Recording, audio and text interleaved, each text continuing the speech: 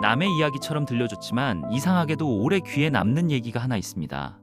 마카오를 다녀온 어떤 형이 술자리에서 털어놓던 이야기였는데 그날 밤 공기처럼 무겁고도 묘하게 현실적이어서 아직도 잊히질 않습니다.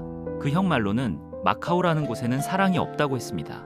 남자들이 돈을 걸고 여자들도 돈을 거는 곳, 겉으로는 화려한 도시지만 그 안을 들여다보면 결국 남는 건 욕망뿐이라고요. 사람들이 그곳에서 진짜로 두려워하는 건 돈을 잃는 게 아니라 완전한 파멸이라고 했습니다. 그래서 어떤 사람들은 그 두려움을 감추려고 혹은 마음속 불안을 마비시키려고 스스로를 더 깊은 선택들로 밀어넣기도 한다고 했습니다.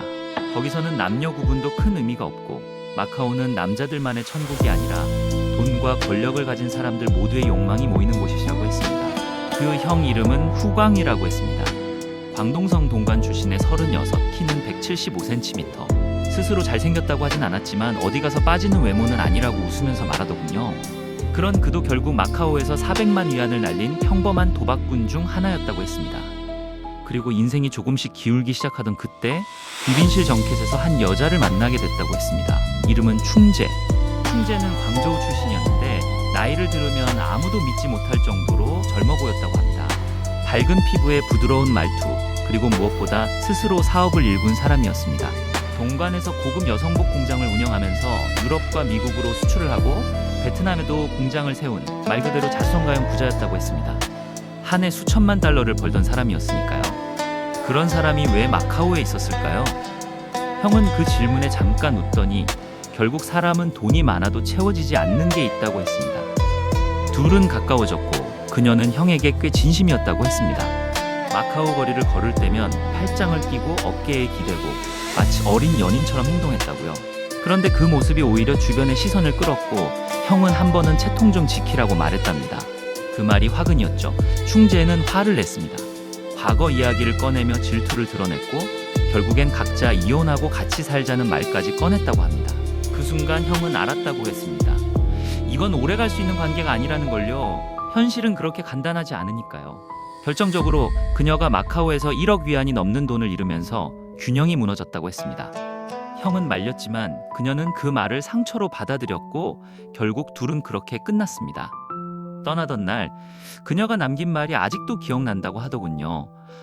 너도 이제 돌아가. 가족이 기다리잖아. 그 후에 만난 사람이 홍콩의 친재라는 여자였다고 했습니다. 나이 45, 조용하고 단아한 분위기였지만 어딘가 자유로운 느낌이 있는 사람이었다고 합니다. 남편에게 물려받은 자산을 운영하는 사업가였고 카지노에서 젊은 남자들을 데리고 다닌다는 소문도 있었지만 실제로는 그저 사업의 압박과 외로움을 견디기 위해 마카오에 온 사람이었다고 했습니다. 좀 쉬려고 왔어. 운 좋으면 돈도 좀 따고. 그 말이 이상하게도 더 쓸쓸하게 들렸다고 했습니다. 이미 모든 걸 가진 사람이 도박으로 숨을 돌리려 한다는 게 말이 안 되잖아요. 형도 함께 도박판에 앉았지만 결국 깨달았다고 했습니다. 사업 실패는 다시 일어설 수 있지만 도박으로 잃은 돈을 도박으로 되찾겠다는 생각은 끝이 없는 늪이라는 걸요. 친재 역시 어느 날 말없이 떠났다고 했습니다. 그보다 더 이전에는 후난 출신의 매제라는 여자가 있었는데 그 역시 형보다 훨씬 부유한 사람이었다고 합니다. 어느 날 카지노에서 부동산 재벌 부부를 만났고 그날 밤 식사 자리에서 믿기 힘든 제안을 받았다고 했습니다. 서로의 파트너를 바꿔보자는 이야기였죠. 형은 거절하고 싶었지만 상황은 그렇게 간단하지 않았다고 했습니다. 결국 그날 밤 그는 값비싼 시계를 선물 받았고 그게 무엇을 의미하는지 너무 잘 알고 있었다고 했습니다.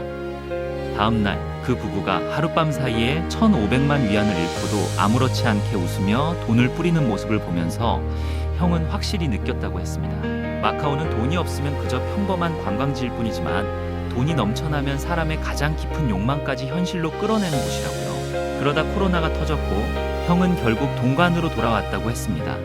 그곳에서 만났던 수많은 사람들과의 인연은 마치 한바탕 꿈처럼 사라졌다고 했습니다. 그들이 나눴던 감정도 관계도 결국은 사랑이 아니라 순간의 자극과 욕망이 만들어낸 환상에 가까웠다는 걸 뒤늦게 알게 됐다고요. 그리고 형은 마지막에 이렇게 말했습니다. 그곳에서 만난 사람들은 결국 다시 각자의 자리로 돌아가 누군가는 아내로 누군가는 어머니로 살아갈 거라고요. 그 속에서 자신은 어쩌면 그들이 두고 온 짧은 기억 중 하나였을 뿐일지도 모른다고. 그런데도 형은 마카오를 완전히 부정하지는 않았습니다. 오히려 그곳 덕분에 자신이 어디까지 무너질 수 있는지 또 어디서 멈춰야 하는지를 배웠다고 했습니다. 그리고 지금은 다시 시작하고 있다고 했습니다. 큰 돈도 화려한 밤도 아니지만 가족 곁에서 조금씩 삶을 다시 쌓아가고 있다고요.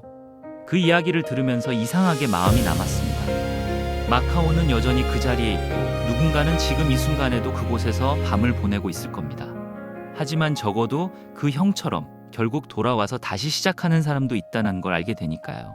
어쩌면 중요한 건 어디에서 얼마나 잃었느냐가 아니라 거기서 무엇을 깨닫고 다시 어떻게 살아가느냐인지도 모르겠습니다. 카지노는 여행의 주전부리처럼 가볍게 손맛보는 정도로 하고 골프 스포츠 여행, 로컬 밤문화 관광이 즐거운 것 같아요. 필리핀 여행 오시면 필리핀 투어 재미있는 정보 알려드리겠습니다. 이상 필리핀 에이전시 김 실장이 들려주는 스토리였습니다. 감사합니다.